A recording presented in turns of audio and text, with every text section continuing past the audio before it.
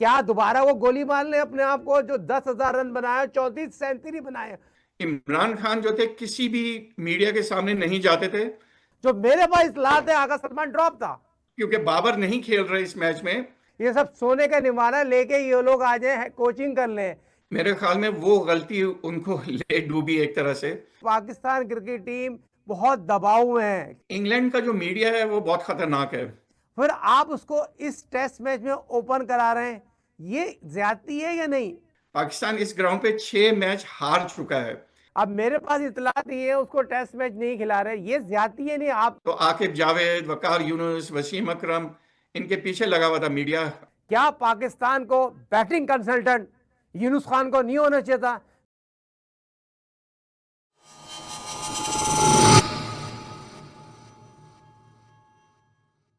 अस्सलाम वालेकुम, मैं हूं साजिद खान, एक नए प्रोग्राम के साथ, नई गुफ्तगू के साथ, cricket wicket international art society के साथ। आइए आपको लेकर चलते हैं सीधा। हमारे साथ मौजूद है इलियास चौधरी भाई, जो किसी तारुफ के मोहताज नहीं है, और बात करेंगे बहुत सी क्रिकेट पर की बड़ी गैर हाजिरी रहे, हालांकि ऑफिशियल ड्यूटी पर हैं। और आइए चले इलियास चौधरी भाई, अस्सलाम वालेकुम। जी वालेकुम अस्सलाम साजिद भाई, कैसे हैं आप? सब ठीक हैं? और तमाम अल्हम्दुलिल्लाह नाज़रीन जो हैं। इलियास भाई, आपके ते बगैर बधाई नहीं है। आइए जरा बताइए क्या हाल है, कैसे है क्रिकेट पे, जरा आ जाइए। पाकिस्तान वर्सेस इंग्लैंड 19 अगस्त, जरा आइए, जरा क्या तैयारी है? जी, अगस्त की 19 से 23 तारीख तक पहला टेस्ट मैच खेला जा रहा है लीड्स क्रिकेट ग्राउंड पे। इसके बारे में हम अपने नाजरीन को ये बताते चलें कि इस ग्राउंड पे पाकिस्तान ने अब तक 11 मैचेस खेले हैं अपनी हिस्ट्री में। उसमें दिलचस्प चीज़ ये है कि एक दफ़ा पाकिस्तान यहाँ पे ऑस्ट्रेलिया के खिलाफ भी खेला था, और उस मैच में मोहम्मद आमिर और मोहम्मद आसिफ ने बहुत शानदार बॉलिंग की थी और पाकिस्तान वो मैच जीत गया था। तो पाकिस्तान न्यूट्रल ग्राउंड पे खेलना था, तो न्यूट्रल ग्राउंड उन्हें लीड्स का मिला था। ये ग्राउंड जो है, इस पे खासियत ये है कि ये स्विंग बॉलिंग को काफ़ी हेल्प करता है, फास्ट बॉलर, स्विंग बॉलर को। और पाकिस्तान ने जो 11 मैचेस खेले हैं, जिसमें ऑस्ट्रेलिया का मैच भी शामिल है, पाकिस्तान इस ग्राउंड पे 6 मैच हार चुका है। और आखिरी मैच जो पाकिस्तान ने खेला था उसमें भी इनिंग डिफीट हो गई थी पाकिस्तान को इस ग्राउंड पे। तो जो खिलाड़ी इस टीम में शामिल हैं जो कि उन मैचेस में खेल चुके हैं, तो उसमें इमामुल हक खेल चुके हैं इस ग्राउंड पे पहले भी, और उनकी परफॉर्मेंस जो थी वो इतनी अच्छी नहीं थी। इसके अलावा इस ग्राउंड की जो काउंटी की टीम है यॉर्कशायर, उसकी तरफ से 2 सीजन खेल चुके हैं हमारे शान मसूद जो हैं। और शान मसूद की एवरेज इस ग्राउंड पे 53 रन्स पर इनिंग है। वेल तो डन। उम्मीद जो है, अब क्योंकि बाबर नहीं खेल रहे इस मैच में, तो बाबर के ना होने की वजह से सारी जिम्मेदारी अब शान मसूद के ऊपर है कि वो इस ग्राउंड के ऊपर खेल भी चुके हैं पहले। उनको इस ग्राउंड का अंदाजा है कि कैसा खेला जाता है। अलबत्ता क्योंकि वो एक इंजरी से वापस आ रहे हैं, तो देखते हैं कि वो कारकर्दगी दिखा पाएंगे या नहीं। लेकिन एक बहुत ही सख्त मैच होगा।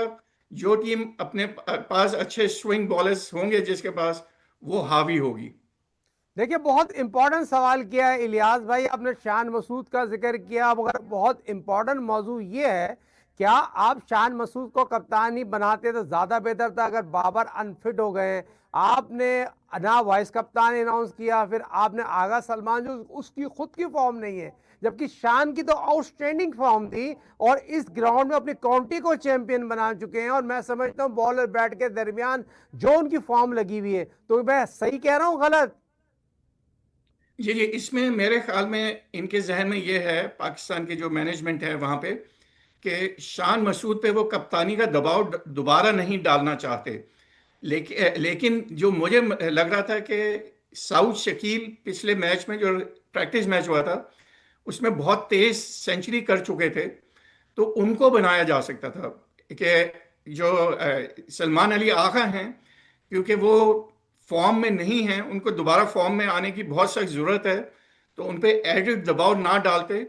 और क्योंकि वो शान पे भी नहीं डालना चाहते थे, तो मेरे ख्याल में साउथ शकील अच्छा चॉइस था जो मेरे नज़दीक। और ये मेरे ख्याल में उन्होंने फैसला जो किया है, अब यह है कि दबाव ज़्यादा होने की वजह से हो सकता है सलमान अली आगा बहुत ही अच्छा खेल जाएं, ये भी हो सकता है। तो कई दफ़ा ऐसे भी होता है। अब देखते हैं कि सलमान अली आगा अपने आप को साबित करते हैं या नहीं एज ए कैप्टन, और एज ए कैप्टन जबकि वो स्कोर भी करके दें। देखिए इलियास भाई, ये कोई रॉकेट साइंस नहीं है आप आगा सलमान को इतना डिफेंड करें।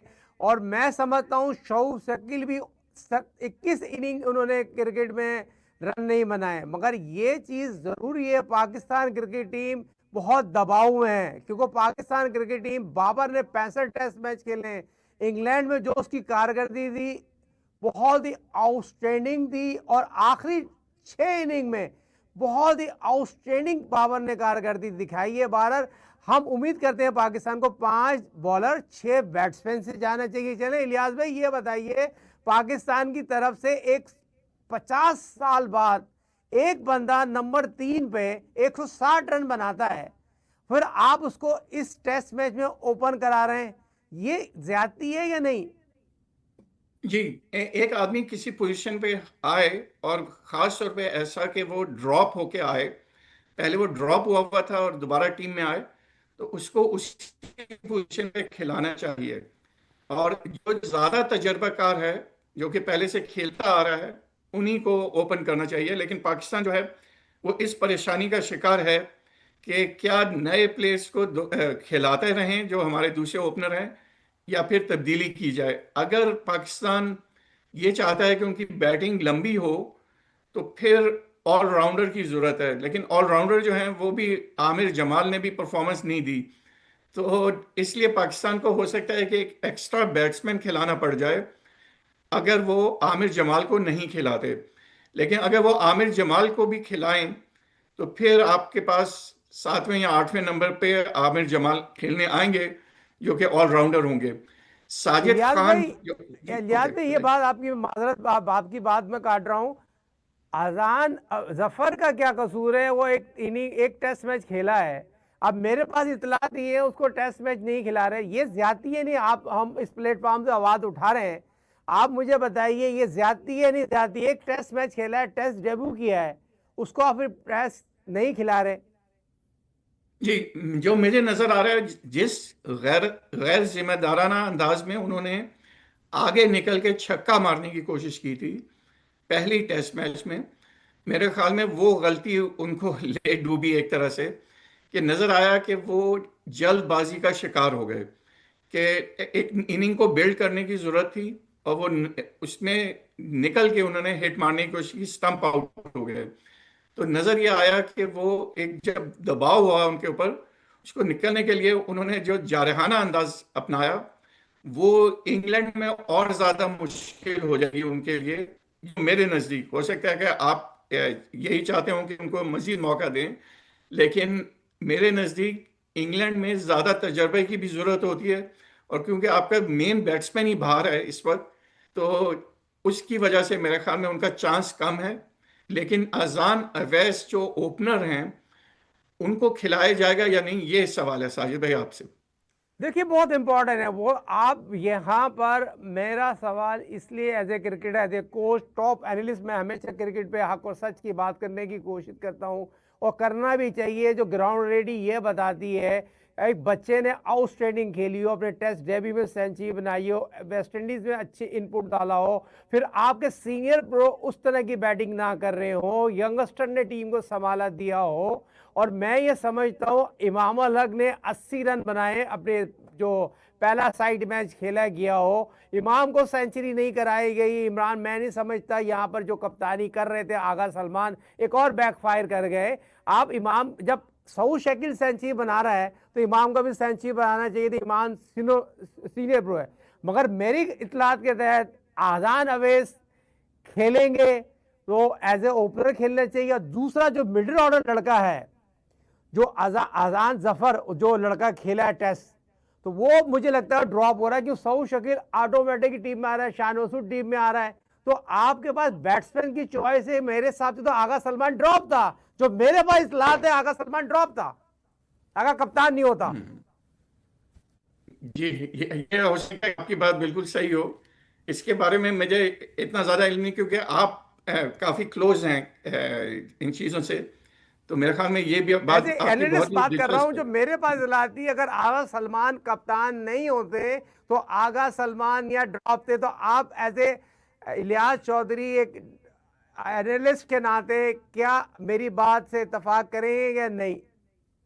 जी, अगर सऊद शकील जो हैं वो टीम में आते और बाबर आजम भी होते तो फिर यकीनन आपको ड्रॉप करना था एक प्लेयर को। और क्योंकि इमामुल हक यहाँ पे पहले भी खेल चुके हैं और स्कोर भी कर रहे हैं वो, तो उनकी जगह तो बनती थी। तो आपकी बात बिल्कुल सही है, सलमान अली आगा इस टीम से बाहर हो सकते थे। सलमान अली आगा को सिर्फ एक एडवांटेज हासिल है कि वो ऑफ ब्रेक बॉलिंग भी कर लेते हैं, तो जहाँ ज़रूरत पड़ती है तो इस वजह से भी वो टीम में कई दफ़ा रहते हैं। लेकिन यकीनन आपकी बात बिल्कुल सही है कि अगर अजान अवैस भी खेल रहे हों और बाबर आजम भी खेल रहे हों तो फिर सलमान अली आगा की जगह नहीं बनती। तो इलियास भाई, लास्ट मैच में हम जीत के आए हैं, हमारा कॉन्फिडेंस बहुत बिल्ड है, कप्तान चेंज है और इंग्लैंड का वेदर हमें सूट कर गया। जिस तरह की हमारी बैटिंग फ्लॉप हुई, हमारी सेकंड इनिंग में बैटिंग ने कमांड 3 रोज़ा मैच जीता। इसमें सऊद शकील का फॉर्म में आना बहुत खुशाइन बात है पाकिस्तान के लिए। इमाम उल हक सीनियर प्रो मौजूद है। अब शान मसूद इंजरी के बाद यहाँ पर टेस्ट मैच खेल रहे हैं, तो आपने अपनी बातों में शान को यकीनी तौर पर इंग्लैंड में बहुत ही आउटस्टैंडिंग है। शान की बात करूं, अब्बास की बात करूं, मोहम्मद अली की बात करूं, आमिर जमाल की बात करूं, खुर्रम की बात करूं, मगर मैं यहां पर पाकिस्तान की बॉलिंग को देख रहा हूं। इंग्लैंड के परचड़े उड़ा देगी, इंग्लैंड को ये टेस्ट मैच पाकिस्तान हरा देगी। जी हाँ, पाकिस्तान के बहुत ज़्यादा चांसेस हैं। और पाकिस्तान ने जब यहाँ पे एक दफ़ा टेस्ट मैच जीता था 1987 में, तो उस वक्त मोहसिन कमाल पहली दफ़ा खेल रहे थे पाकिस्तान के लिए। वो बाकी कंट्रीज में भी खेलते रहते लेकिन इंग्लैंड में पहली दफ़ा खेल रहे थे, तो उन्होंने यहाँ पे बहुत अच्छी बॉलिंग की थी। तो जो पाकिस्तान के अभी नए बॉलर्स हैं उसमें मोहम्मद अली डेफिनेटली बहुत ही शानदार बॉलिंग करके आए हैं वेस्ट इंडीज़ में।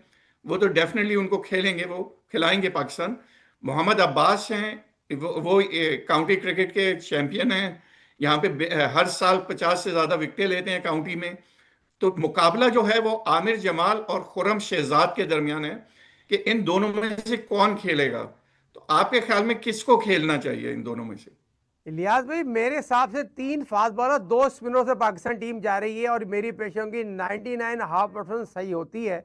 और पाकिस्तान जो यहाँ पर जो मेरे पास आज तक अभी तक इतलात है, वहाँ पर बारिश की पेशेंग गोई है, तो 2.5 दिन तक तो बारिश ले जाएगी मैच को।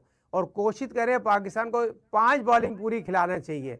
जो लास्ट मैच भी आपको आमिर जमाल को मैं इसलिए कह रहा हूँ कि ऑलराउंडर पिच जो है, और काफ़ी अरसे से वहाँ पर बारिश नहीं हुई है। जो पिच अभी सोशल मीडिया पे दिखाई गई है, जो वहाँ पर थोड़ा घास है और ड्राई वेदर की वजह से दूसरे और तीसरे दिन ब्रेक होगा। ठीक है। और यहाँ पे जब पाकिस्तान लास्ट टाइम खेला था तो ये चीज़ आपको बताते चलें कि पाकिस्तान दोनों इनिंग्स में 200 नहीं कर पाया था। तो पाकिस्तान ने पहली इनिंग में 174 और दूसरी इनिंग में 134 रन बनाए थे। और जैसा मैंने कहा कि इमामुल हक जो थे वो पहली इनिंग में 0 पे आउट हो गए थे, लेकिन दूसरी इनिंग में उन्होंने 34 रन बनाए थे इसी ग्राउंड पे। तो ये वाहिद प्लेयर हैं बैटिंग में जो कि पहले यहाँ पे मैच खेल चुके हैं। और मोहम्मद अब्बास यहाँ पे बॉलिंग कर चुके हैं और उन्होंने बॉलिंग करते हुए एक ही इनिंग आई थी, पाकिस्तान की इनिंग डिफीट हो गई थी, तो मोहम्मद अब्बास ने 2 खिलाड़ी आउट किए थे। इसमें एक चीज बहुत ही दिलचस्प है, पाकिस्तान टीम के जो बैटिंग कोच हैं इस वक्त अरशद शफीक, वो भी उस टीम में शामिल थे और सरफराज अहमद उस टीम के कप्तान थे। तो इस वक्त जो कोचेज हैं दोनों, मतलब अरशद शफीक और सरफराज अहमद, ये उस टीम में शामिल थे जो कि लास्ट टाइम इधर खेली थी। तो उस लिहाज से पाकिस्तान काफी तजर्बेकार है, इस लिहाज से कि इस ग्राउंड को जानती है। और आपने सही बताया कि पहले 2 या 2.5 दिन बारिश भी हो सकती है, लेकिन ये लो स्कोरिंग मैचेस होते हैं यहाँ पे। तो लेकिन आपने सही कहा कि पाकिस्तान के पास एक सुनहरी मौका है कि मैच जीत के आ रहे हैं। अभी हाल ही ने बांग्लादेश ने भी एक राह दिखाई है कि किस तरह मैच जीता जाता है बड़ी टीम से। तो पाकिस्तान उम्मीद है कि एक सही प्रैक्टिस और सही जेल होके और पूरी तैयारी के साथ आके जारहाना अंदाज में ये मैच जीत सकती है।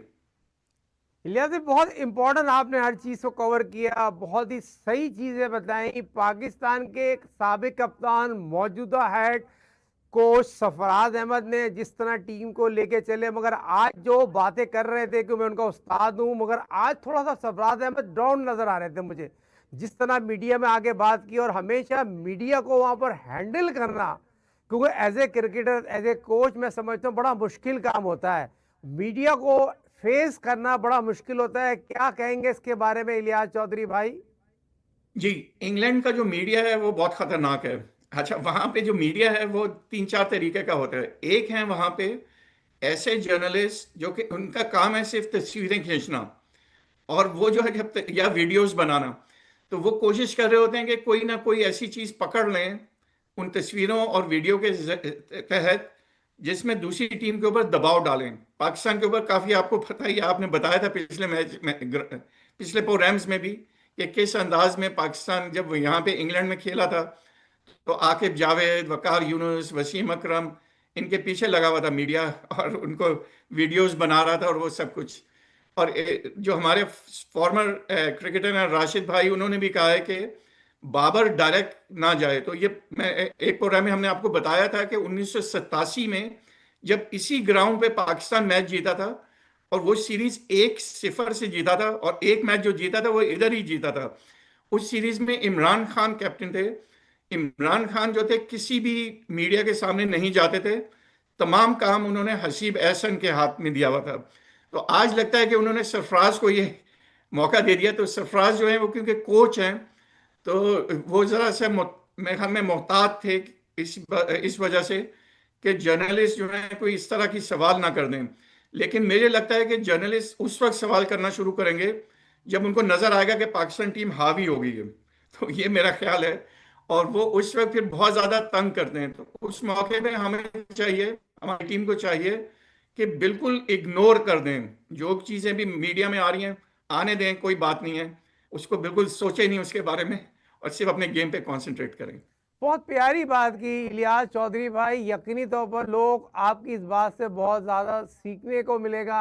मगर आपने जिक्र किया पाकिस्तान के साबिक टेस्ट क्रिकेटर, साबिक चीफ सेलेक्टर हसीब एहसन, जो मरूम इस दुनिया में नहीं रहे, बहुत अच्छा हैंडल करते थे। मीडिया को हैंडल करने वाला बंदा होना चाहिए। अभी हाल ही में आपको मैं बताते चलूं, पाकिस्तान ने बैटिंग कंसल्टेंट एक नया ले आए जो पाकिस्तान के लिए टीम को ज्वाइन कर लिए। अभी साउथ अफ्रीकन है और टेस्ट एक्सपीरियंस नहीं है, क्योंकि मुल्तान सुल्तान से उनकी कोचिंग का एक्सपीरियंस है, काफ़ी अरसे फर्स्ट क्लास क्रिकेट खेली है। मगर एज ए बैटिंग कोच जो नए आए टीम को ज्वाइन करे, तो आपको कैसा लगता है? क्योंकि मैं as a cricketer, as a coach बात करूंगा, मैंने वर्ल्ड क्लास प्लेयर प्रोड्यूस किए हैं। अगर बात करूंगा हक और सच की, तो यहाँ जगह बनती थी यूनुस खान की, जो बैटिंग कंसल्टेंट डिजर्व करते थे पाकिस्तान की। क्या दोबारा वो गोली मार ले अपने आप को? जो 10,000 रन बनाया, 34 सेंचुरी बनाए, फिर आप अपने दोनों ओवर बैटिंग कंसल्टेंट ओवरसीज है। क्या हो रहा है ये? जी जी, आपकी बात बिल्कुल सही है कि कहा मेरी पाकिस्तान के बात लिए। सही हो तो आप बताएं ना, मैं गलत कह रहा हूं जी तो जी, इसमें बताइए, इसमें मैं यूनुस खान यहां पर क्यों नहीं है? जी जी, मैं इसमें एक और एंगल देना चाहूंगा। लेकिन उससे पहले मैं आपकी बात को मानता हूं कि जिस आदमी ने 10,000 रन बनाए हों, 34 सेंचुरियां बनाई हों, उन 34 में से ज्यादा सेंचुरियां मुल्क से बाहर बनाई हों, जिसने हर मुल्क के खिलाफ सेंचुरी की हो, तो ऐसे प्लेयर को, और जिसने पहले टेस्ट में 107 रन की इनिंग खेली हो, और ऐसा बंदा जिसके पास रिकॉर्ड है कि वो चौथी इनिंग में हमेशा स्कोर करके देता था, तो ऐसे प्लेयर को तो डेफिनेटली डेफिनेटली बैटिंग कोच होना चाहिए। और पाकिस्तान के बैट्समैन बहुत कुछ उनसे सीख सकते हैं। लेकिन जो टीम में होते हैं, टेस्ट क्रिकेटर हैं, जैसा बाबर आजम है, अब उसको कई चीजें वो नहीं सिखाएंगे, लेकिन वो ये चीज जरूर सिखा देंगे कि आज तुमसे स्कोर नहीं हो रहा तो उसकी वजह क्या है, किस तरह उसका मोरल वो बुलंद करेंगे। वो सारी चीजें यूनुस भाई कर सकते हैं। लेकिन मेरे नजदीक जो सबसे बड़ा काम यूनुस खान पाकिस्तान क्रिकेट के लिए कर सकते हैं, वो पाकिस्तान के डोमेस्टिक क्रिकेट स्ट्रक्चर को एक बहुत ही अच्छे अंदाज में बना के, अगर उनको मौका दिया जाए, तो पाकिस्तान का डोमेस्टिक क्रिकेट स्ट्रक्चर जो कि बहुत ही तबाह हो चुका है, उसको वो बेहतर कर देंगे, तो वो मुस्तकबिल के लिए एक बहुत बड़ा काम हो जाएगा। तो अभी जो हाल ही में एक मिनट चीज हो रही लिहाज है में यहाँ आपको मैं उसमें। रोकूंगा। यूनुस खान पाकिस्तान की फर्स्ट क्लास क्रिकेट में क्यों जाए? ये सब सोने का निवाला लेके ये लोग आ जाए कोचिंग कर लें, यूनुस खान धक्का खाए। और बात ये हो रही है, आपने फर्स्ट क्लास क्रिकेट का जिक्र किया, आपने आवाज उठाई, सात बेग ने आज फिर रन बनाए, पिछले मैच में 75 रन बनाए। आज पाकिस्तान कप खत्म हुआ है, पाकिस्तान कप का कराने का फायदा क्या था? पाकिस्तान कप में बेस्ट विकेट कीपिंग एक ही लड़के ने की है, वो सात बेग। पाकिस्तान के रिकॉर्ड बनाए उसने रेड बॉल में। आज व्हाइट बॉल का टूर्नामेंट खत्म हुआ है, आउटस्टैंडिंग इनिंग खेली है, आउटस्टैंडिंग कीपिंग की है। और आज की मैच की खास बात सात बेग की शामिर की सेंचुरी थी। तो बात सिंपल सी है मेरे भाई, मैं आवाज उठा रहा हूं क्योंकि यूनुस खान हमेशा एक बात कहते थे, साजिद भाई मैं आपका रोल मॉडल हूं, आपको देख के मैंने क्रिकेट सीखी। मैं तमाम उन लोगों से बात करूंगा जितने भी क्रिकेटर हैं, एक्स क्रिकेटर हैं, फर्स्ट क्रिकेटर हैं, आवाज उठाइए, यूनुस खान के लिए उठाइए। आप लोग एक होके बोले, आपको सच की बात, पाकिस्तान क्रिकेट टीम को आपकी जरूरत है। बात सिंपल सी है, मेरी बात तो अल्लाह का शुक्र है पाकिस्तान क्रिकेट बहुत पहुंच जाएगी। तो आप यकीनी तौर पर पाकिस्तान का कप जो आज खत्म हुआ है, सात बेग ने जो कारकर्दगी दिखाई है, और मैंने इस प्लेटफॉर्म से क्रिकेट विकेट आर्ट सोसाइटी की तरफ से हमेशा आवाज उठाई है। तो आप क्या समझते हैं? जी, सात बेग जो हैं तीसरे नंबर पे रहे सबसे ज़्यादा रन बनाने वालों में इस टूर्नामेंट में। फ़खर जमान ने सबसे ज़्यादा रन बनाए और सात बेग तीसरे नंबर पे थे, जो कि बहुत बड़ी कारकर्दगी है क्योंकि चार टीमें खेल रही थी। जो यूनुस भाई की बात की है वो मेरी असल में यूनुस भाई से खुद बात हो रही थी। तो जो इस वक्त क्रिकेट हो रही है, जो इस वक्त हमारे सामने क्रिकेट हो रही है, वो जो है वो तो होती रहेगी। लेकिन अगर पाकिस्तान टीम को सही करना है, सही मानों में सही करना है, तो हमें डिपार्टमेंट की क्रिकेट जिस तरह उसको वापस लाने की जरूरत है। आप खुद भी उसका जिक्र करते हैं, किस अंदाज में वो वापस आएगी, उसके बारे में, इसके लिए स्पॉन्सर्स कहाँ से आएंगे, क्या वही टीमें जो डिपार्टमेंट है वही स्पॉन्सर्स होंगे या उनका अमल दखल भी होगा क्रिकेट में। इस सारी चीज को अगर चेंज कोई कर सकता है और उसको अगर अथॉरिटी दी जाए तो वो यूनुस खान है, तो उससे फ्यूचर बेहतर हो जाएगा। हाल जो है वो तो ऐसे ही रहेगा, लेकिन फ्यूचर को भी बेहतर करने की जरूरत है। तो पूरा एक सिस्टम को चेंज करने की जरूरत है। कहाँ से किया जाए उसका आगाज, ये इसके ऊपर बात हो सकती है। लेकिन क्योंकि प्रोग्राम का वक्त मुख्तसर हमारा होता है, तो आज की बात यहाँ पे ख़त्म करते हैं। लेकिन आपसे जाते जाते पूछ लेते हैं कि क्या पहले टेस्ट में कोई रिजल्ट आ पाएगा, क्योंकि बारिश भी है, और अगर आएगा तो किस अंदाज में होगा। यकीनन ये हम इंसानी तौर पे एक प्रिडिक्शन कर रहे हैं। देखिए, आपने तमाम चीज़ों को कवर किया, हर चीज़ को बताने की कोशिश की। पाकिस्तान का सिस्टम 90 में जो साबिक वजीर आजम थे, उन्होंने डिपार्टमेंट को बंद किया, वो ख़त्म हो गया। हम डिपार्टमेंट की पैदावार हैं। आज तमाम पाकिस्तान तो लोग छोड़ के, मुल्क छोड़ के चले गए। मगर अब बात सिंपल सी है, पाकिस्तान और इंग्लैंड के दरमियान जो 19 अगस्त का जो टेस्ट मैच खेला जाएगा, ये पाकिस्तान का टर्निंग पॉइंट होगा। सीनियर खिलाड़ी, खास तौर पे रिजवान का कैरियर का बहुत टर्निंग पॉइंट है। रिजवान की कारकर्दगी उस तरह के नहीं है, कितना डिफेंड करेंगे रिजवान को, ना कीपिंग में ना बैटिंग में। खास तौर पे आगा सलमान की बात करूं, अल्लाह ने एक मौका दिया कि वो आगा सलमान कप्तान नहीं होते तो ड्रॉप थे। पाकिस्तान क्रिकेट टीम जैल होके खेल रही है। हेड कोच सरफराज अहमद ने जो मीटिंग की है आज, बहुत इंपॉर्टेंट मीटिंग की है, और खिलाड़ियों को एज ए प्रोफेशनल अपना रोल अंजाम देना पड़ेगा। जिस तरह पाकिस्तान के ग्रेटेस्ट प्लेयर 90 के दौर के खिलाड़ी अंजाम देते थे। बहुत शुक्रिया इलियास चौधरी भाई, आपका टाइम देने का, आपकी मोहब्बत का, और जिस मरहले से आप हेल्प एंड के डायरेक्टर हैं, और ख़ास तौर पे पूरे अमेरिका में पाकिस्तान का प्राउड फख्र है पाकिस्तान। इलियास चौधरी भाई जब यूनुस खान को लेके जाते हैं हर तकरीब में, तो क्या मंजर होते हैं, एक जाते जाते ये तो बताते हैं हमारे लोगों को।